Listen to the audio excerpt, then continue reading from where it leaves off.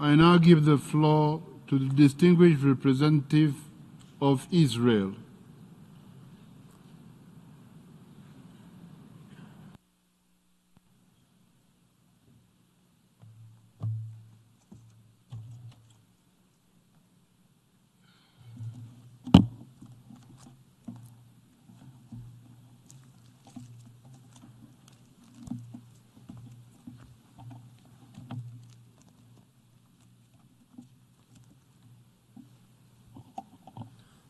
Thank you, Mr. President. This is my first time speaking here at the General Assembly after the October 7 massacre. 11 months ago, a terrorist army invaded southern Israel. In a single barbaric assault on a Jewish holiday, they murdered over 1,000 of our citizens and carried out the most heinous atrocities in modern history. Hundreds of vibrant young Israelis were murdered while celebrating life at a music festival. Hundreds of innocent people peacefully sleeping in their homes with their families were slaughtered. Some burned alive while holding their loved ones, and hundreds more were taken hostage, dragged into a captivity more brutal than anything anyone could ever imagine. Even now, as we speak, over 100,000 Israelis remain displaced within their own country, unable to return home due to the relentless rocket attacks from Hamas in the south and Hezbollah in the north. Perhaps you have forgotten, but we did not start this war, nor did we choose it. We are fighting a war forced upon us. We are fighting for our homes, our families, our future. We fight because we have no other choice. Yet, despite the cruelties we have faced, despite the unprecedented terror unleashed upon our people, this assembly remains silent. I was certain that the first resolution that would be brought before you all would be the unanimous, unequivocal condemnation of terror, the rape, the torture, the kidnappings that took place on that darkest of days. Yet, there has been no condemnation, no resolutions. Instead, we gather here to watch the Palestinians UN circus, a circus where evil is righteous, war is peace, murder is justified, and terror is applauded. How dare you continue this tradition of passing one-sided resolutions against Israel without even pausing to consider what the Israeli people have endured? Since October 7, this assembly has passed 2 resolutions on this matter. Yet, there has not been one word about Hamas and barely a word about the hostages. Those who contribute to this circus are not simply bystanders. You are participants, enablers, collaborators. Every vote you cast in support of this circus fuels the violence and emboldens those who reject peace. This empty show is not just an insult to the victims of October 7, an insult to the hostages. It is an insult to the very fabric of this institution. You are not promoting today peace and justice. You are dancing to the tune of your ringmasters, the Palestinian Authority.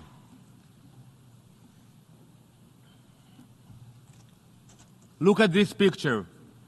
Look at it closely. Study it. That blood on the floor belonged to 6 beautiful human beings: Eden, Hirsch, Alex, Carmel, Ori, and Almog. That is their blood. 6 innocent Israelis executed in cold blood after months of suffering in this tiny, dirty tunnel where they couldn't even stand, hidden under a child's bedroom. Imagine that being your child, your spouse, your friend. Imagine them for a moment suffocating, starving, bleeding in a dark hole for months. If it were your child, your loved one, would you sit in silence? Would you pretend this was just another story? or would you scream for justice?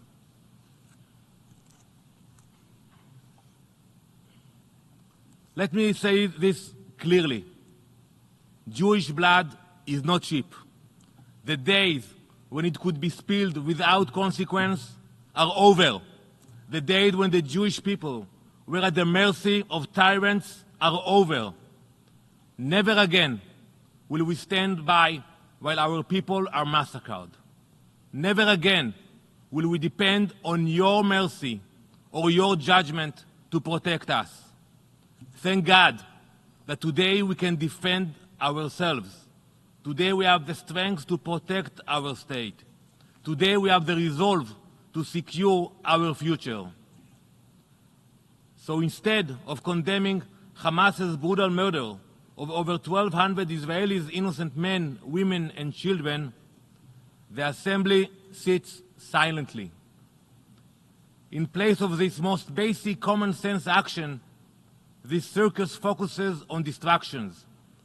The process that all other countries usually follow has been abandoned. Where are the negotiations, the deliberations? You have allowed the Palestinians to become the ringmasters, and those who vote for this resolution are playing their part. This resolution distorts the flawed advisory opinion of the ICJ. It ignores the truth, twists the facts, and replaces reality with fiction. It ignores completely. I didn't hear Mr. Mansour mentioning Hamas for the last 30 minutes he spoke here. It ignores the Hamas terror attack of October 7, ignores Israel's legitimate security concerns, and seeks to remove Israel's ability to protect itself. From the beginning, we all know that this process was politicized. This was not a quest for legal clarity, but a predetermined attempt to delegitimize Israel on the world stage. Let's call this for what it is. This resolution is diplomatic terrorism, using the tools of diplomacy not to build bridges, but to destroy them. And what other member state is treated that way? The answer is simple: none. No other country is subjected to such relentless, obsessive abuse. You know, it's not my first term here. I started my first term at the UN in 2015. Since then, there have been 155 General Assembly resolutions condemning Israel. In the same period, there have been only 88 resolutions condemning every other country combined. Combined! Think about the last decade. Think about how many brutal regimes exist in the world.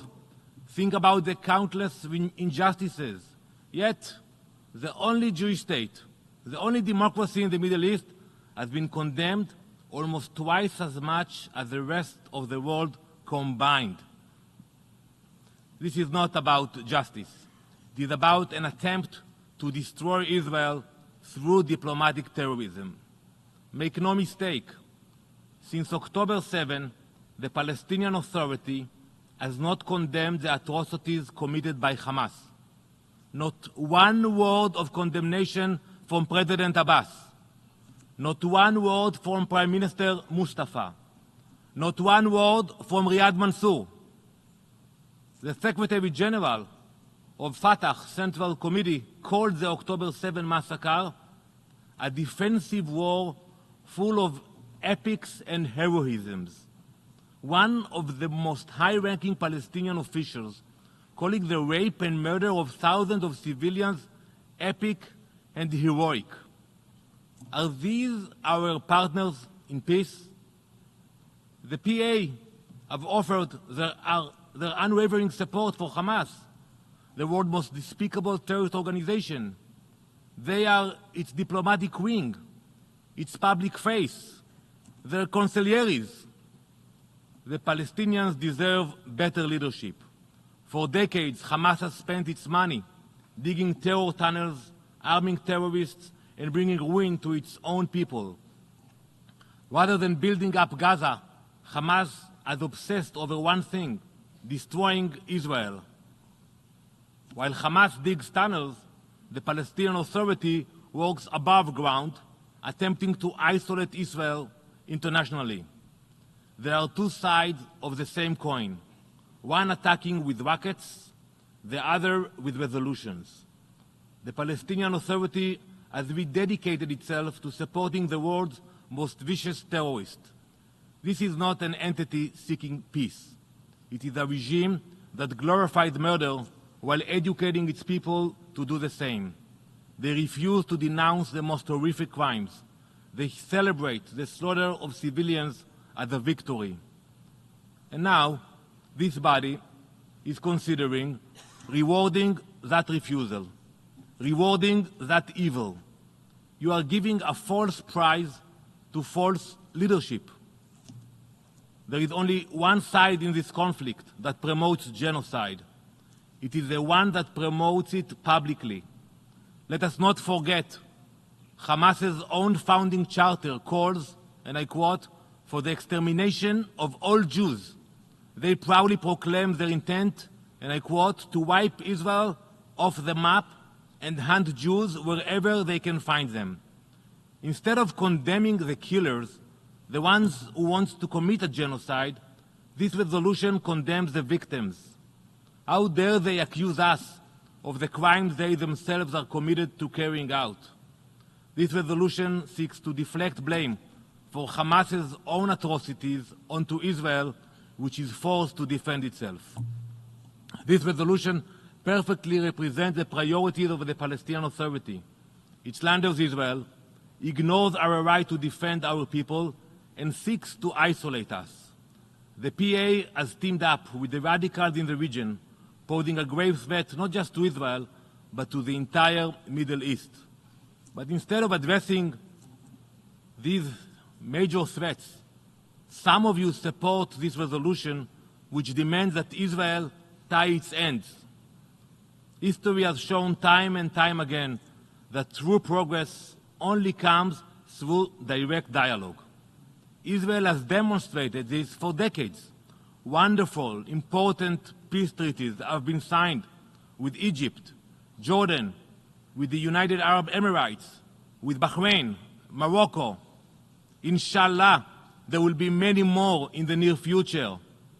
Trying to isolate and destroy Israel brings nothing but regression. This resolution doesn't move the region forward, it drags the region backward, delaying the hope for peace and advancement. I was here on this podium 6 years ago. I stood in this hall and proposed a resolution to condemn Hamas. But instead of taking action, the Assembly chose to look the other way, allowing Hamas to continue its reign of terror. And now we are all, Israelis and Palestinians alike, suffering the consequences of your inaction. Back then you chose to support the circus over morality, and here we are again, the same circus, the same performances. But we all know what's really happening here. This is not about peace. This is not about international law. This is about posturing. In the circus of the UN, you can ignore the atrocities that took place on October 7. You can pass resolutions detached from reality. You can pretend you live on a different planet. But in the real world, outside these halls, we are doing the hard work. We are fighting terror. We are working to bring the hostages home. In the real world, there is justice and morality. In the real world, Israel will shape its own future, striving for both victory and peace. Israel will defend itself. We will not apologize for protecting our citizens. We will not stop until Hamas is dismantled, until every one of our hostages is returned, and until the terror that threatens our people is eliminated. Today, this Assembly faces a choice. You can choose to stand on the side of justice, on the side of peace, on the side of those who seek real solutions to the region's challenges, or you can indulge this circus, this charade, this political theater. Israel is ready to work with the international community. We are ready to work with those committed to real peace, real security, real progress. Israel will not work with those who refuse to renounce violence and acknowledge Israel's right to exist. Whoever supports this resolution today should be ashamed of themselves. On the day when your civilians, your families, your loved ones are murdered, raped, and kidnapped, do not come to this assembly seeking justice. All you will find is silence.